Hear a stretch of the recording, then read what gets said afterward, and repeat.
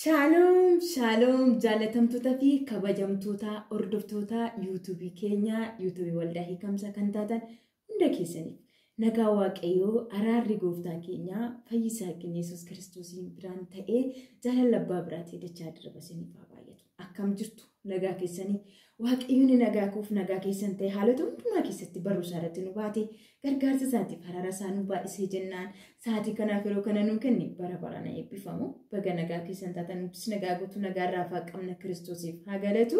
Egaa obboloonni koo jalqaba irraa kaatanii amma ammaatti sheer gochuudhaan like gochuudhaan subscribe gochuudhaan yaada qabdan immoo komaandii jala kaa'uudhaan biyya keessa biyya alaatiin hordofaa kan jirtan akkasumas sabii waldaa hiikamsa karaaf kallattii kamiin sheer gochuudhaan dhaloota biraan ga'uudhaan nu gidduutti dadhabaa kan jirtan hundumti keessan waaqayyo waan jiraatan baraaf jireenya keessan haa eebbisu eebbifama ulfaadhaa kabajamaa ayyaanni waaqayyo isiniif haa baay'isu. Gooftaan isin haa eebbisu isiniin jedha obboloota koo yoo waaqayyo nama gargaare malee kaleessa irratti darbuun hin danda'amu. Waaqayyo garuu waan baay'ee keessatti nu gargaare waan baay'ees nu godheera dhugaadha. Gaarummaa waaqayyo mana keenya jira. Ayyaanni isaa araarri isaa waan nuuf hin godhin hin jiru. Maqaan isaa bara baraan haa eebbifamu. Nuti karaa isaa guutuudha jireenyi keenya haa eebbifamu waaqayyo. Eebbifama ulfaadha isiniin jenna baay'ee isin galateeffannaa maamiltoota YouTube waldaa hiikamsaa kan taatan mara keessaniif galatoomaa isiniin jenna yaada qabdanii nu jajjabeessan bukkee dhaabachaa kan jirtan hundumti keessanuu ulfaadha ayyaanni isiniif haa baay'atu obboloota koo. Egaa sheer ta'ee kan isin bira gahu hunduma keessaniif sheer godhaa dhaloota biraan gahaa isiniin jenna ayyaanni isiniif haa baay'atu. Walaloo qabadheen fuula keessaniif fuula waaqayyo dhufee walaloo kiyya mata dureen isaa yaa Waaqni nurraa gogsii hidda raajii soobduwetti. Namoonni raajii hin beekne isinitti hima. Baay'een keenya raajii namaa beekna maree raajii waaqayyoo hin beeknu. Raajii caalu isa kana raajii caalu kan keessaa somni hin jirre.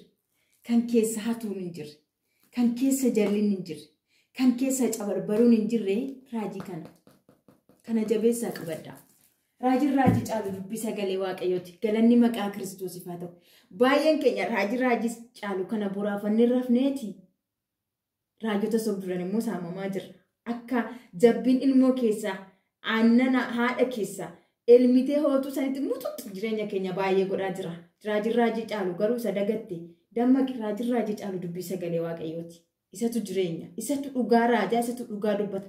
Maaliif jennaan dubbii sagalee waaqayyoo keessatti koowwan hin qajeelle qajeeleera, naafti hin diriirre diriireera, jaamaan hin banamne banameera. Maraattonni fayyine Maariyaam afurri torba keessaa baay'isuu maraattuun turre fayyiteetti.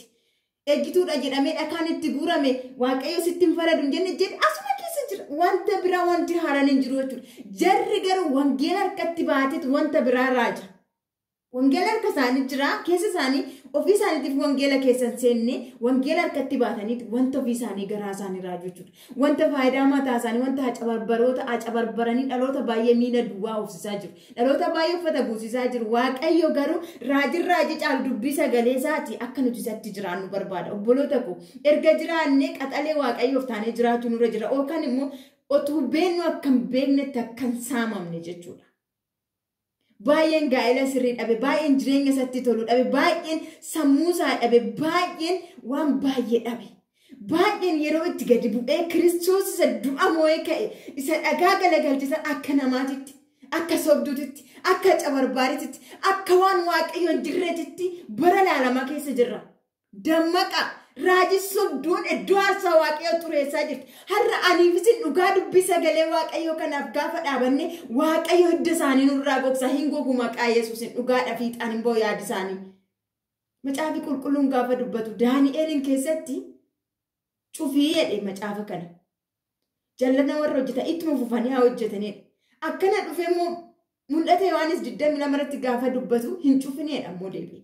Macaafichi kun maaliif namni jalqabu dubbifatee isa maataba keenya hiikisa cubbuu keenya san nu dhiise Kiristoos Yesuus namni isa argee beeke xaxaa kana keessa akka ba'e karaa sirriirra akka bu'u. Hin dhufa Kiristoos gaafa dhufe raajiin fuudhee mootummaa waaqayyootti nu galchu. Warri duubatti wajjiniin hirtanii deebi'aa raajii caalu Kiristoos warri raajota sobduu kaachaa jirtanis of eeggadhaa. Guyyaa tokko bidiruun nam'inee jiru guyyaa tokko urgufee galaana walakkaatiin harkaa caccabdee gaafasa wanti qabatan hin jiru.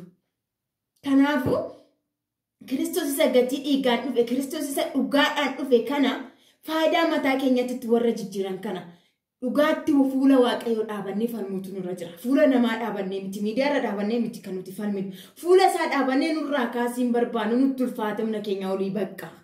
Biyyi keenya nagaatti akka jiraattu barbaanna jenna. Eenyumarraayyuu komiin qaban yoon kana jedhu raajonni sobduun mana Waaqayyoo diigaa iddoo aarsaa Waaqayyoo xureessaa gaafa ejjiku argu hin jaalladhu nattis hin tolu. Kanaafuu gaafa akkas jennu immoo dhugaan hin jiru miti dhugaan jiru. Dhugaatti gola namaatti ruuqamanii dhugaadhaaf jedhanii garaa isaanii marmaan isaanii waaddatanii dhugaadha warri dhaabatan jiru. Isaaniif kaardiin birrii 5 guutanii daqiiqaa 2 dubbatee garuu damooza ji'a 2 qama gaafata durse. Inni kun jireenyatti nama geessu obboloota koo. Kanaaf shamarran lafa onaa jirtan dammaqaa.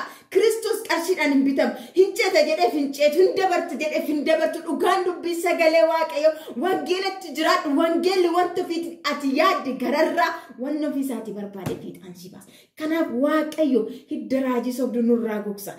Waaqayyo wanta ulfina isaaf hin taane biyya keenyarraa hin kaasa. Dukkaanii ulfina isaaf hin kaane hin kaasa Waaqayyo. Ani bisin garuu jecha biraan qabnu nurraa gogsi jenna hin gogsa Waaqayyo. Galanni maqaa isaaf haa ta'u ulfaadhaa warri lokkochiin darbu. Yaa Waaqni nurraa gogsii hidda raajii sobduu siif ni danda'ama karaa kee wanti hunduu siif ni danda'ama karaa kee wanti hunduu. Mogolee nu laafee aamilee nu buusee baay'ee karaa dhaabee raajii sobduun cabee baay'ee karaa dhaabee raajii sobduun cabee. Addunyaa raaseeraa hojiin ergaa sobaa keessaan calalamne wal keessuma dhoobaa keessaan calalamne wal keessuma dhoobaa. Keessaan calalamne wal keessuma dhooba.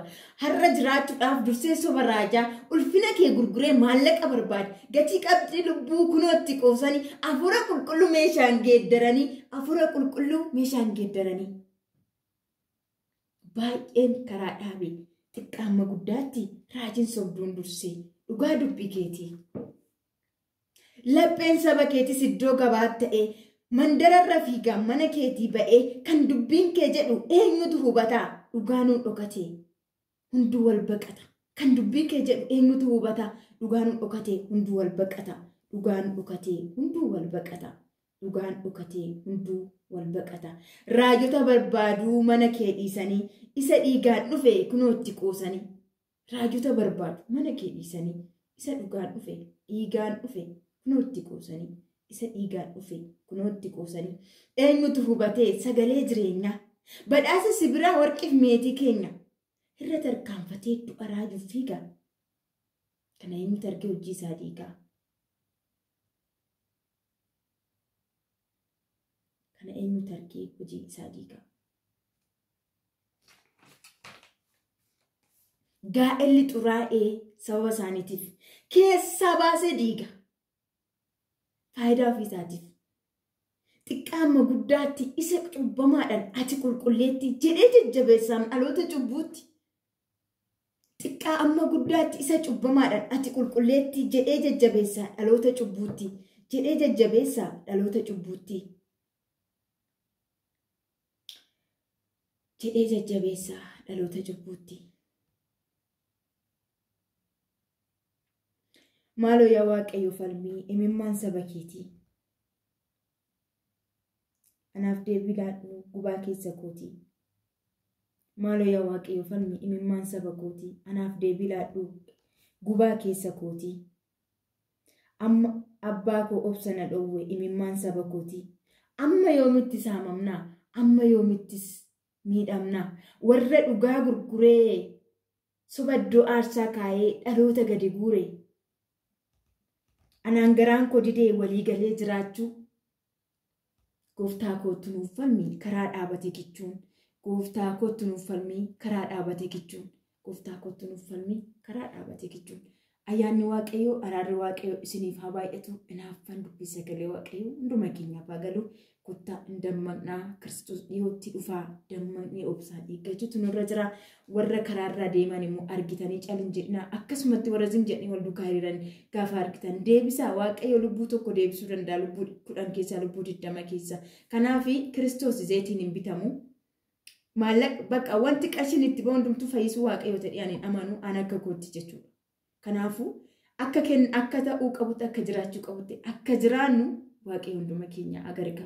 Ayyaana isaanuuf haa baay'isu. Araara isaa keessatti nu haa eegu. Eebbifamaa kabajamaa ulfaadhaa. Baay'een sin jaalladhaa. Galatooma. Shaaloom.